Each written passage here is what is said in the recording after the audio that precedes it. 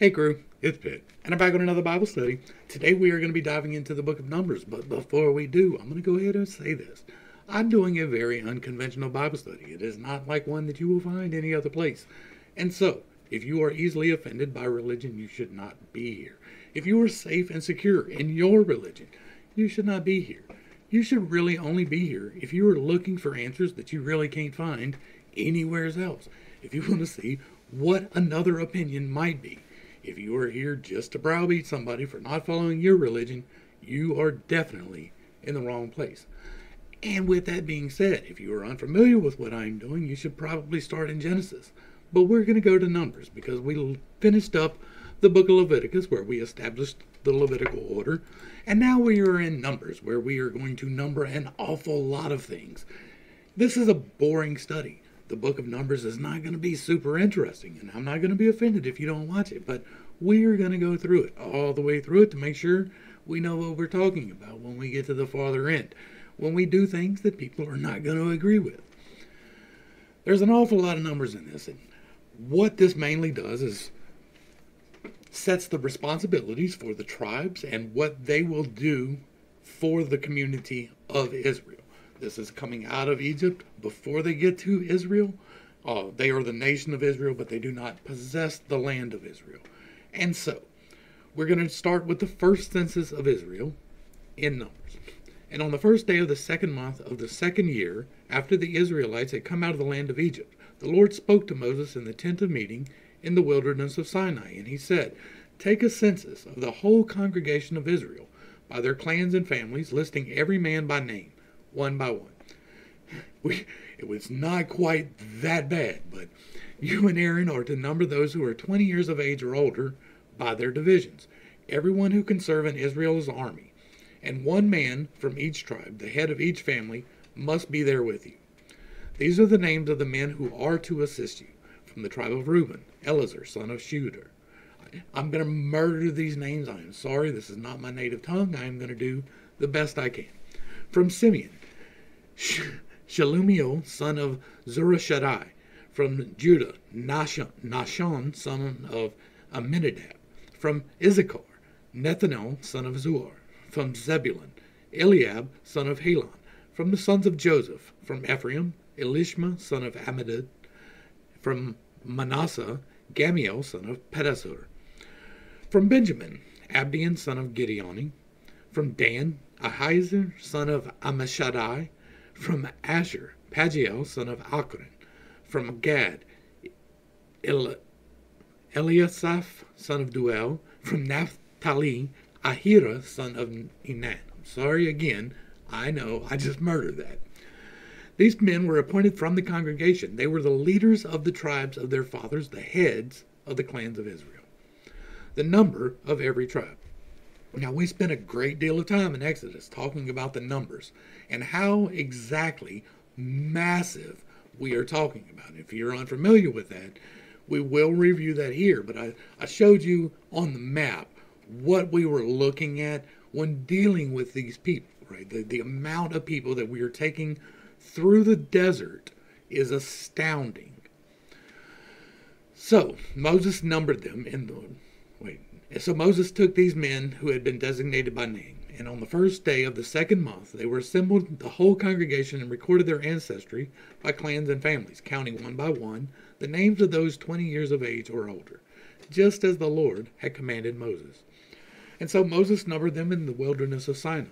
And from the sons of Reuben, firstborn of Israel, according to the records of their clans and families, counting one by one the names of every male 20 years of age or older who could serve in the army. Those registered to the tribe of Reuben numbered 46,500. From the sons of Simeon, according to the records of their clans and families, counting one by one the names of every male 20 years of older who could serve in the army. Those registered the tribe of Simeon by 59,300.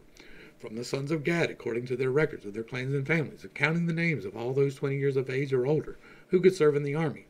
Those registered to the tribe of Gad numbered 45,650. From the sons of Judah, according to the records of their clans and families, counting the names of all those 20 years of age or older who could serve in the army. Those registered the tribe of Judah numbered 74,600. From the sons of Issachar, according to the records of their clans and families, counting the names of all those 20 years of age or older who could serve in the army. Those registered the tribe of Issachar numbered 54,400. From the sons of Zebulun, according to the records of their clans and families, counting the names of all those 20 years of age or older who could serve in the army. Those registered to the tribe of Zebulun numbered 57,400. From the sons of Joseph, from the sons of Ephraim, according to the records of their clans and families, according to the names of all those 20 years of age or older who could serve in the army. Those registered to the tribe of Ephraim numbered 40,500.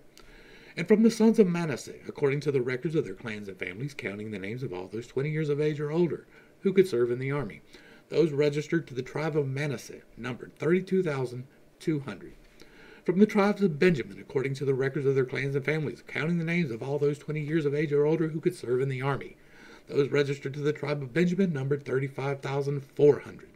And from the sons of Dan, according to the records of their clans and families, counting the names of all those 20 years of age or older who could serve in the army. Those registered to the tribe of Dan numbered 62,700. From the sons of Asher, according to the records of their clans and families, counting the names of all those 20 years of age or older who could serve in the army. Those registered to the tribe of Asher numbered 41,500. From the sons of Naphtali, according to the records of their clans and families, counting the names of all those 20 years of age or older who could serve in the army. Those registered to the tribe of Naphtali numbered 53,400. Those were the men numbered by Moses and Aaron with the assistance of the 12 leaders of Israel, each one representing his family. So, all the Israelites 20 years of age or older who could serve in Israel's army were counted according to their families, and all those counted totaled 603,550 people. So again, we're looking at well over 500,000 fighting age men 2 years after leaving.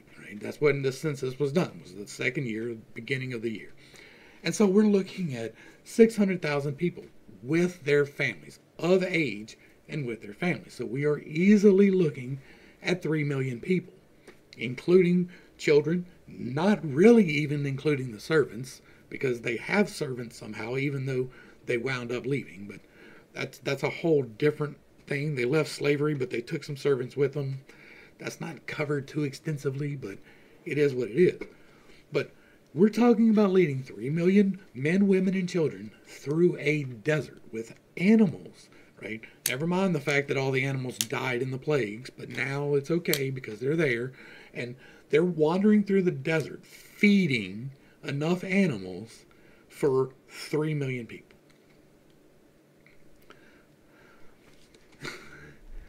These were the men numbered by Moses and Aaron.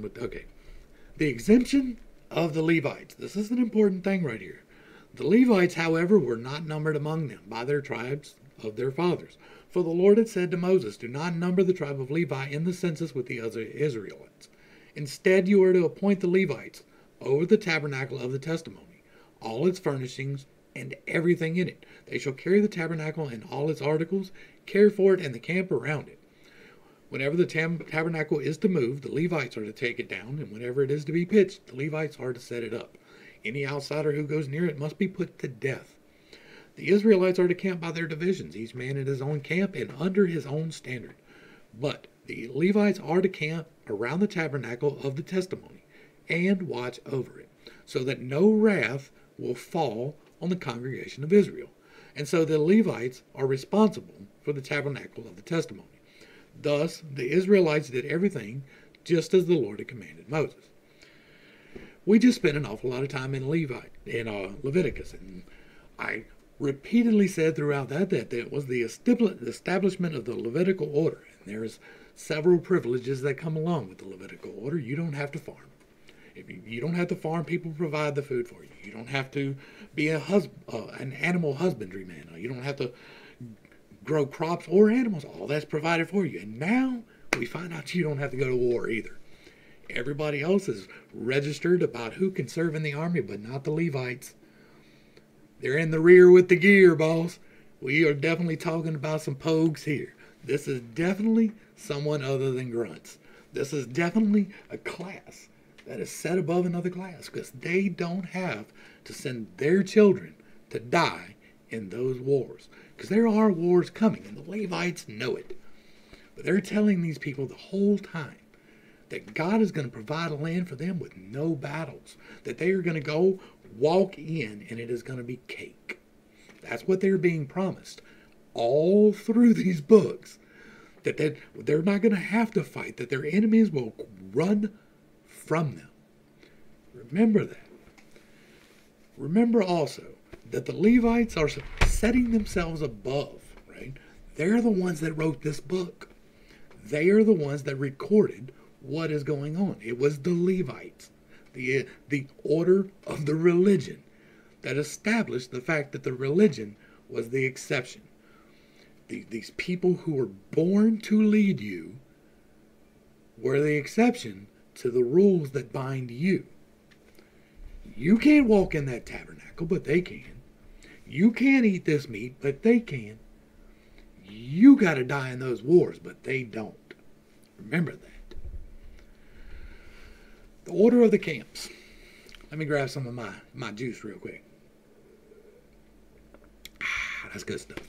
And then the Lord said to Moses and Aaron, the Israelites are to camp around the tent of meeting at a distance from it, each man under his standard with the banners of his family. Now, I don't know the standards of the 12 tribes, right? But it's interesting that they had the banners of the 12 tribes, considering the rule on idolatry. That is a created thing that people would gather underneath. It's not necessarily worship, I guess.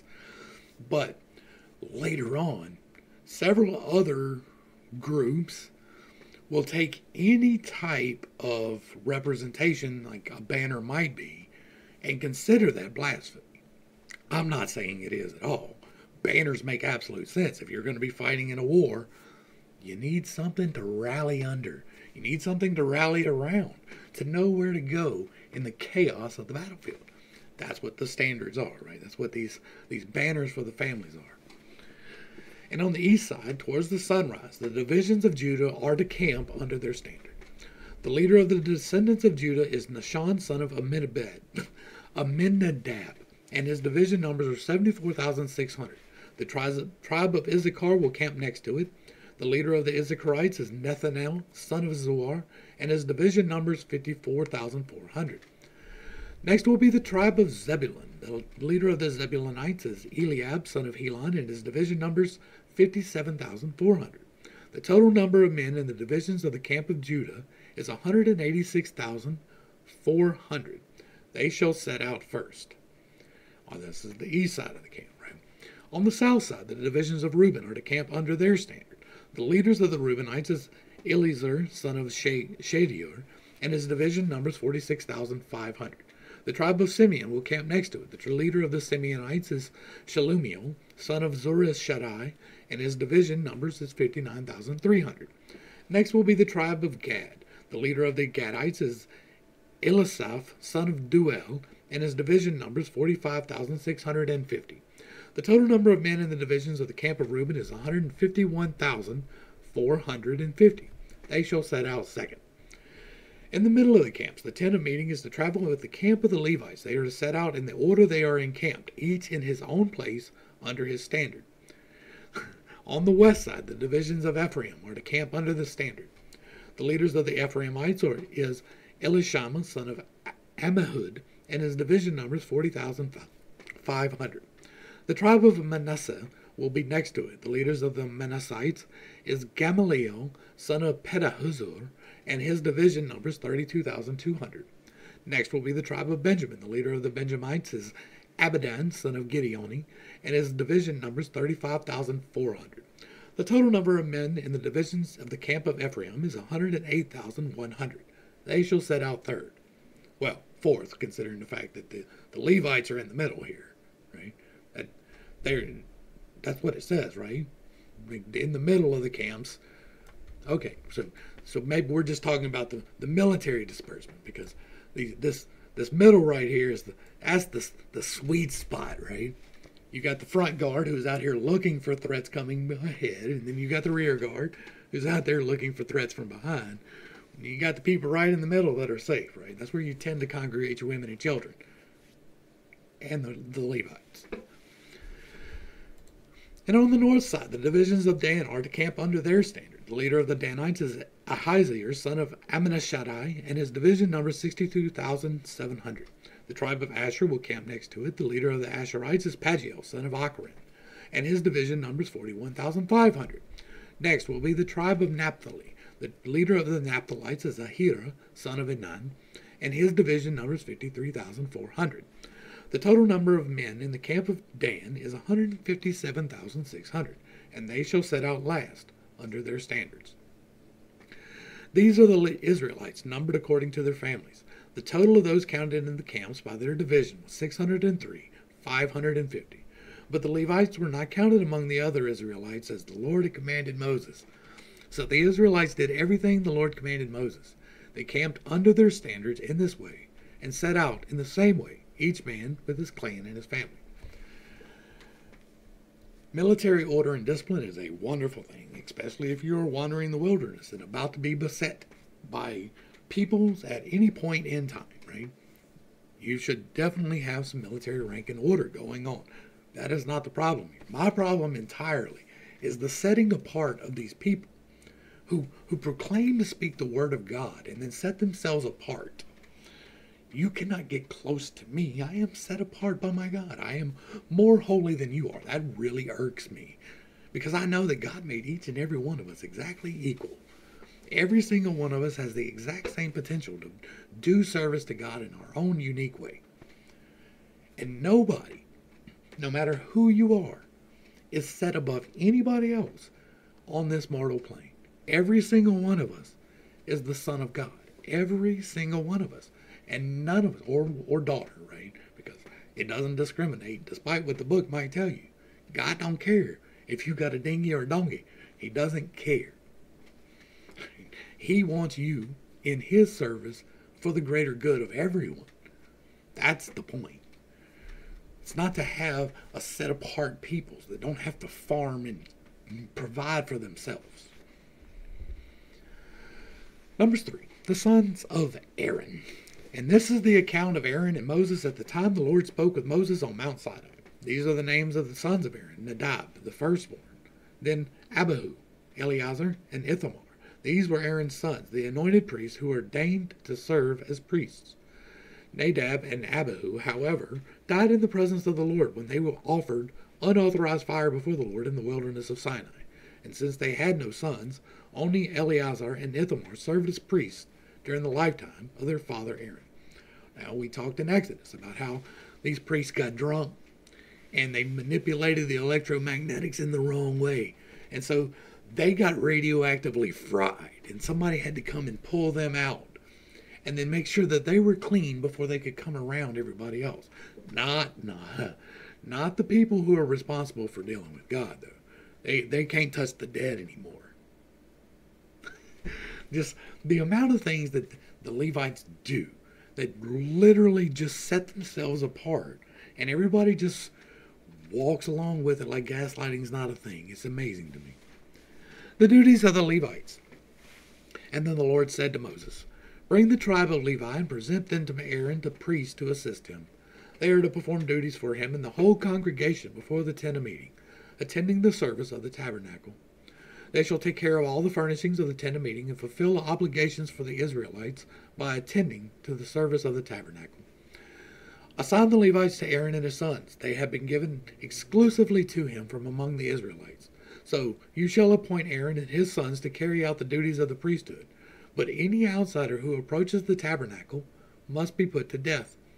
And again the Lord spoke to Moses, saying, "Behold, I have taken the Levites from among the children of Israel, in place of every firstborn Israelite from the womb. The Levites belong to me, for all of the firstborn are mine. On the day I struck down every firstborn in the land of Egypt, I consecrated to myself all the firstborn of Israel, both man and beast. They are mine. I am the Lord." The numbering of the Levites. And when the Lord spoke to Moses in the wilderness of Sinai, saying, "Number the Levites by their families and clans. You are to count every male a month old or more." So Moses numbered them according to the word of the Lord, as he had been commanded. These were the sons of Levi by name: Gershon, Kohath, and Merari. These were the names of the son of Gershon by their clans, Libni and Shimei. The sons of Kohath by their clans were Amram, Izhar, Hebron, and Uzziel. And the sons of Merari by their clans were Mahali and Mushi. These were the clans of the Levites according to their families. The Gershonites. From Gershon came the Libnite clan and the Shimei clan. These were the Gershonite clans. The numbers of all the males a month old or more was 7,500. The Gershonite clans were camped to the west behind the tabernacle, and the leader of the families of the Gershonites was Eliasaph, the son of Lael. The duties of the Gershonites at the tent of meeting were the tabernacle and tent, its covering, the curtain for the entrance to the tent of meeting, the curtains for the courtyard, the curtain for the entrance to the courtyard that surrounds the tabernacle and altar, and the cords, all the service for these items. So now we're getting into the individual duties of the Levites, so that they didn't have, this is why they didn't have to take part in farming, right? They had a tent to take care of. Like, they had to take this thing down and put it up, and that's a whole lot of responsibility. Like, a whole lot of responsibility to make sure that this tent is taken care of. From Kohath came the clans of the Amorites, and the Izharites, the Hebronites, and the Uzzielites. These were the clans of the Kothalites. The number of all the males a month or more was 8,600, and they were responsible for the duties of the sanctuary. The clans of the Kohathites were the camp on the south side of the tabernacle, and the leader of the families of the Kohathites was Elizaphan, son of Uzziel. Their duties were the ark, the table, the lampstands, the altars, the articles of the sanctuary used with them, and the curtain. All the service for these items. The chief of the leaders of the Levites was Eleazar, son of Aaron the priest, and he oversaw those responsible for the duties of the sanctuary.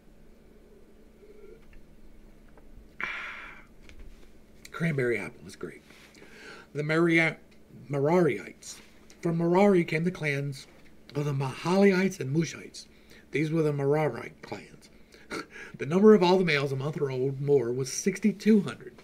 The leaders of the families of the Merarites was Zuriel, son of Abihail. They were to camp on the north side of the tabernacle. The duties assigned to the sons of Merari were the tabernacle's frames, crossbars, posts, bases, and all its equipment. All the service for those items, as well as the post of the surrounding courtyard with their bases, tent pegs, and ropes. Moses and Aaron. Moses, Aaron, and Aaron's sons were to camp to the east of the tabernacle, towards the sunrise, before the tent of meeting. They were to perform the duties of the sanctuary as a service on behalf of the Israelites, but any outsider who approached the sanctuary was to be put to death. The total number of Levites that Moses and Aaron counted by their clans at the Lord's command, including all the males a month old or more, was 2,200. So by far, the Levites is the least numerable out of all the clans. Right? They hold the least physical power out of everybody. But they set themselves apart so that they control everything with this smaller group of people. Boy, if that don't ring through history, right? The redemption of the firstborn. And then the Lord said to Moses, number every firstborn male of the Israelites a month or more and list their names. You are to take the Levites for me. I am the Lord. In place of all the firstborn of Israel, and the livestock of the Levites, in place of all the firstborn livestock of the Israelites. And so Moses numbered all the firstborns of the Israelites as the Lord had commanded him. The total number of the firstborn males a month or more listed by name was 22,273.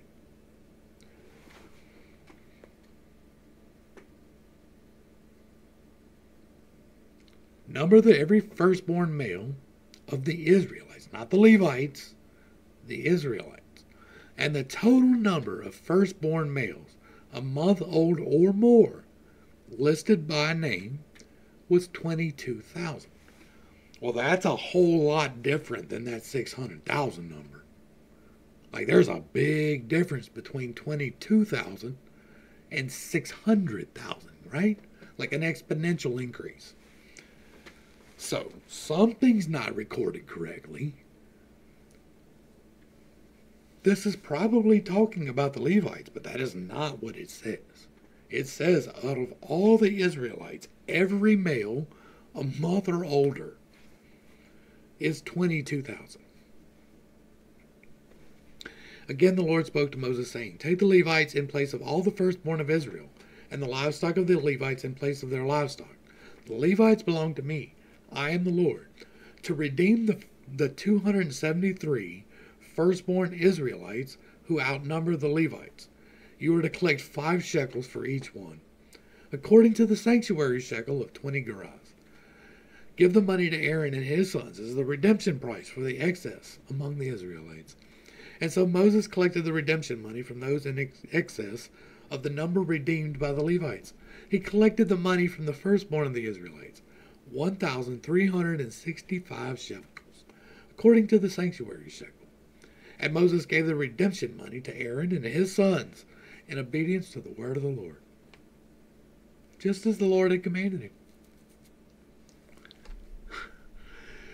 All right, we're going to wrap up after 4, so bear with me, we're almost through this part.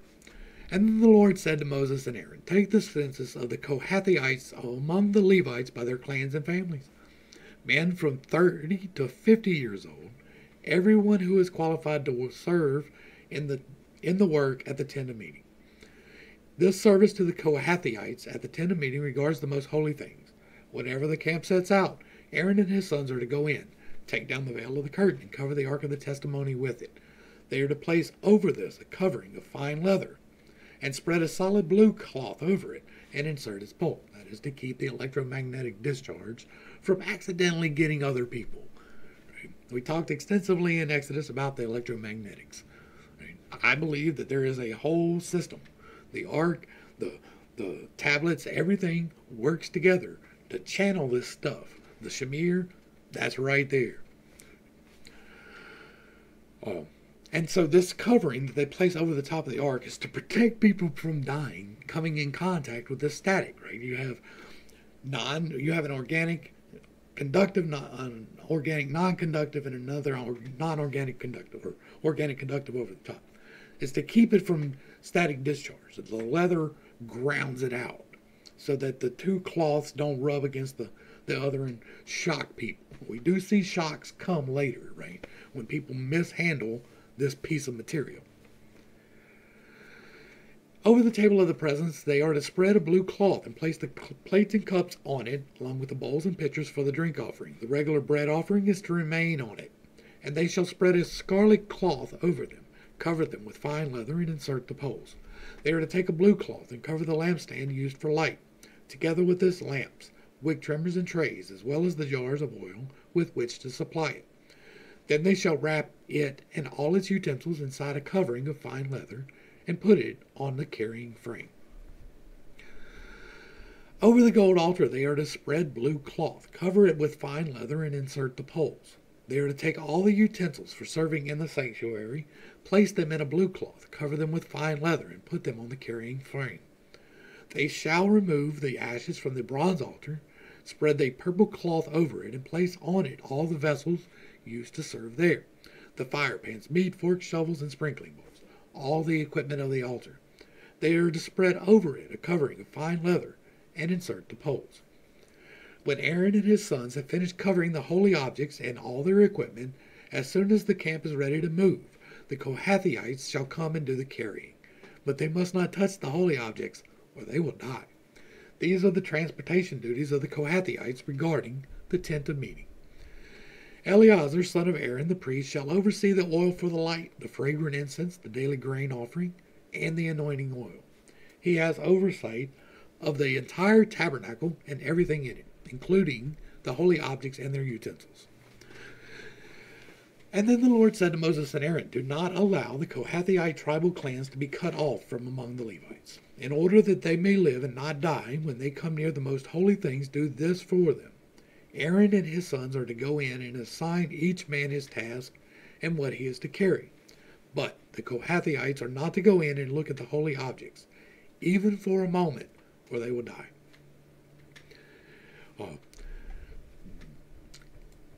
There's severe danger around this ark. There is radioactivity, in my opinion, right? In what I have read and what I've explained prior to this, I believe that they're dealing with electromagnetics and radioactivity. I believe that the shamir, which is how they direct the electricity from the ark, is a piece of green diamond, which means that it has included uranium, right? That's how you get a green diamond, and that it has to be shaped in a certain way to focus the electricity in the manner that they use it. But that's what I believe it is. I believe it's a radioactive source that is activated through the ark, right? And you use it and point it at the thing that you want to shape or change or destroy, whatever it may be. And it takes your intentions, which is how you use the electromagnetics. You shape it and point it through the gem.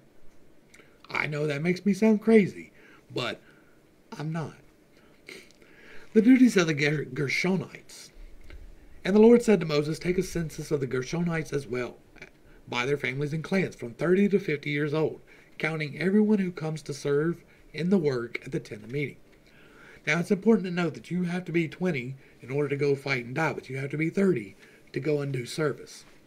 It's just interesting. And this is the service of the Gershonite clans regarding work and transport.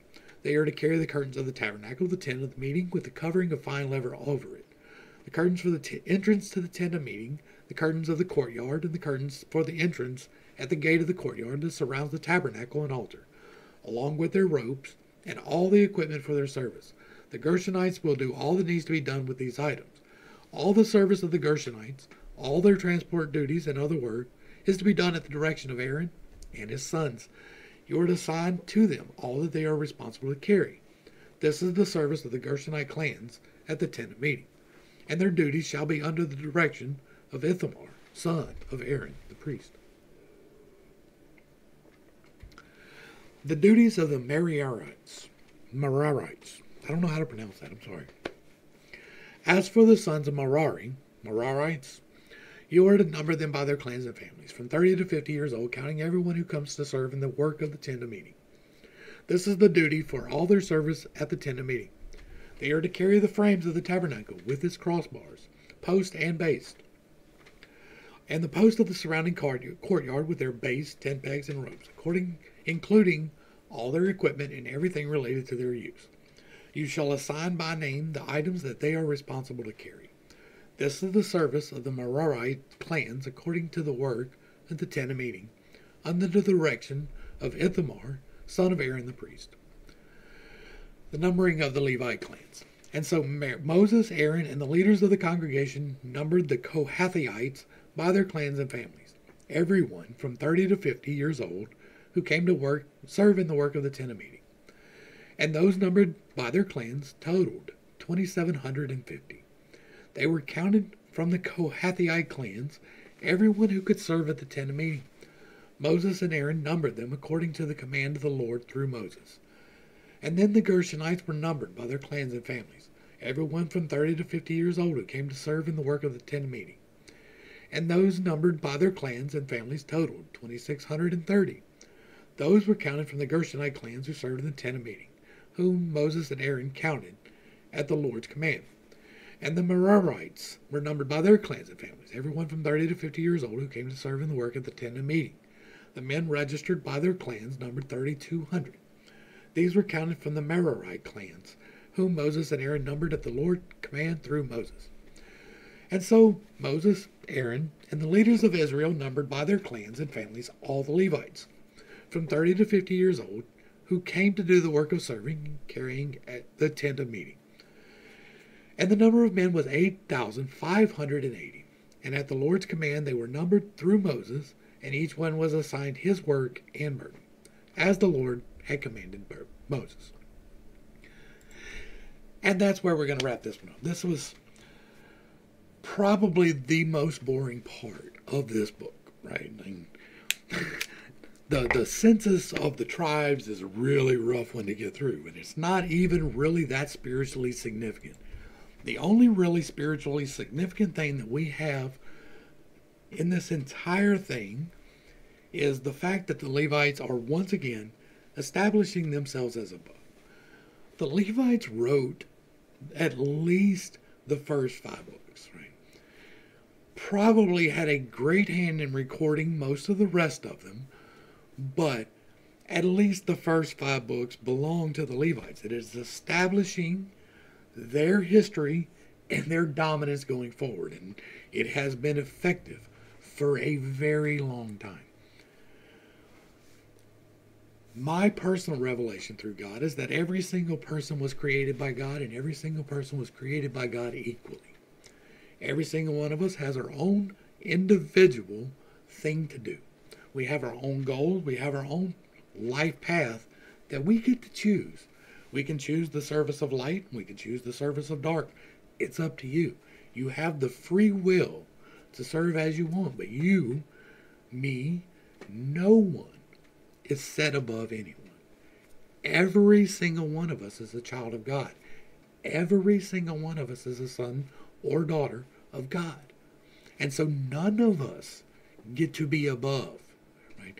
Now, you can act better than somebody else. If somebody acts in the service of dark, they are, to me, in my estimation, less than someone who acts in the service of light.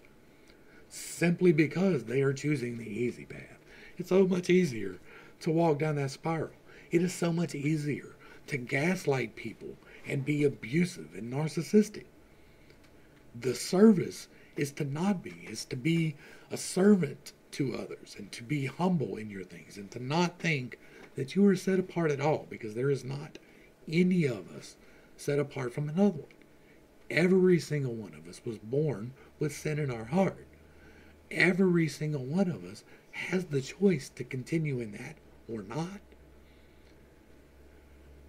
The great benefit of this book in aggregate is the fact that it has directions for our life. It tells us how to live correctly, how to seek God in a very wide range of things, but it also contains things that are not necessary, that we're simply to elevate from, right?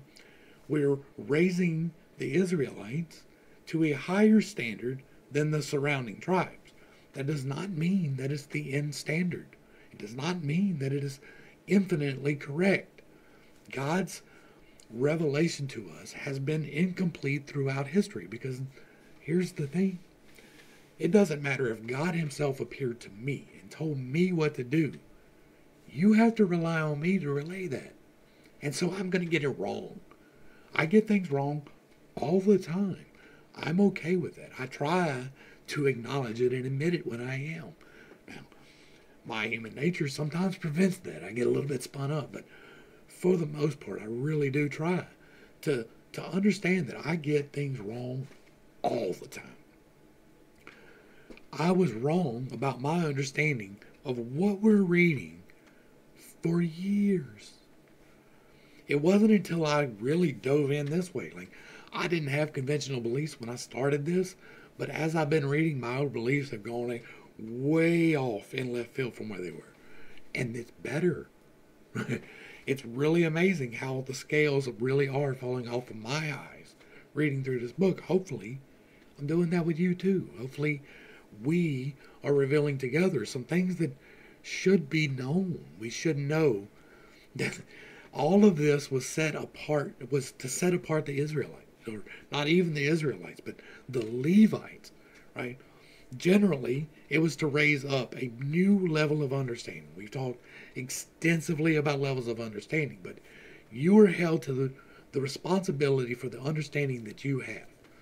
And so, if you are a Israelite fresh to the desert, right? You're just getting out and you're coming from the land of Egypt, where we have seen that the rules were a little bit wild. You could just do whatever with whoever. That was the standard for everywheres. And so, up until that point, if you lived that way, it was okay. But when you have a new level of understanding, when the new law has been revealed to you that, hey, it's not okay to have sex with your mom, right? Then you are held to that standard. Now you know that it's not okay to do that. And so now you are held to don't do that. What we are doing, going through this Bible study, is finding a whole new level of don't do that. Hopefully I brought a little bit of enlightenment and not too much confusion to a very complicated topic. I understand that I hold very unconventional beliefs. I often step on toes, and it is never intentionally, but it is not with remorse. I am simply doing what I need to do. It has been confirmed to me many, many times that this is the correct path, and so I shall walk it. The establishment of the Judaic religion was a wonderful thing for humanity. The establishment of Christianity was a wonderful thing for humanity, but it is not the end-all be-all. And with that, we're going to wrap it up. To the crew, thanks for hanging out. I appreciate every single minute that you are here with me, and I am praying for you every single day. Until next time, I love you. God loves you. You're perfect, whole, and complete just the way that you are. And this has been Pittsday. Peace.